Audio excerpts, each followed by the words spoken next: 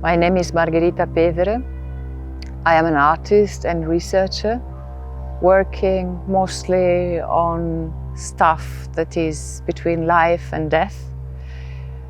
And my artwork can take the shape of installations or performances or sometimes also pieces of writing. It's exciting to be here exactly 2 years after the summer school, which is when the Resonances project started for me. So I felt surrounded by people that were ready to compassionately fight for a future of hope and empathy. My research proposal was about what happens after wildfire, because wildfires are part of the natural cycle, but they also come with a series of complexities that become more difficult in unbalanced ecosystems. I spent two weeks of the residency in Ispra talking with scientists focusing on soil, but also with scientists who are focusing on satellite monitoring of fires. So the project, whose title is Lament, has two strands. One is the artwork that is presented here at iMAL as a performance and then becomes an installation. And one is a community engagement program that is also presented here at iMAL in the form of a scar map. The artwork is a performance for a human and more than human performer and a cellist.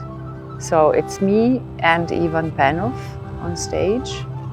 Ivan is playing, I'm performing, I'm embodying this tentacular creature of the soil that has experienced wildfire and has to come to terms with a changed environment. But so this creature is crawling on the floor and sliding and stretching out its limbs to test and probe the space. But just above it, there's a swarm of floating glass sculptures. And these glass sculptures contain materials that I collected during field work. There is burned soil, there is soil that didn't burn, there is soil that has been activated and so will display bacterial colonies activities. There's sporophytes from moss. Ivan Penov is a musician I've been collaborating in a few occasions already in the past. And we both started with the idea what to do with something that has been radically changed, how to create space to express grief, but also healing.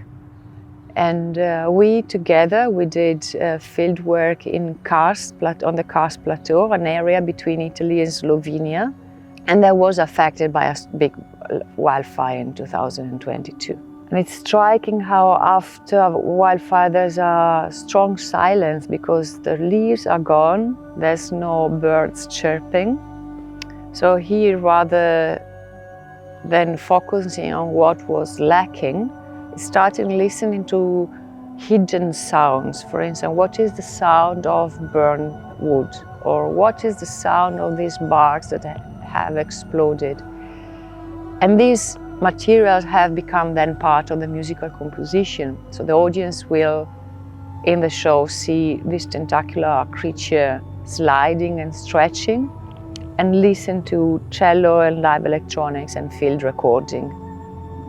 As I said earlier, one strand of the research for Lament is the artwork, the performance, the music, the installation, and another strand is a community engagement project that I developed together with Celine Saveria, one of the partners, in Santa Combadão, a municipality in Portugal that was affected by an extreme wildfire event in 2017. And the idea was to, together with very simple tools, create a map based on a method called sensory mapping that would allow space for memories, emotions, recognition of space that is not only based on metric measurements.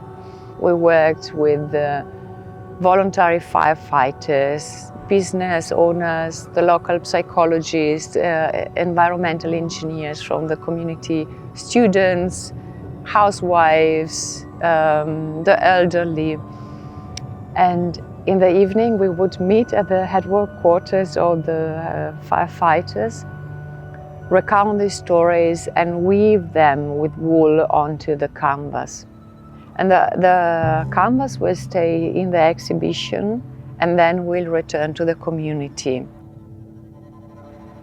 The natural contract is a powerful idea because it states actually something that should be obvious, like how to make a pact with the living and more than human around. My contribution is possibly not to think of nature in an idealized manner.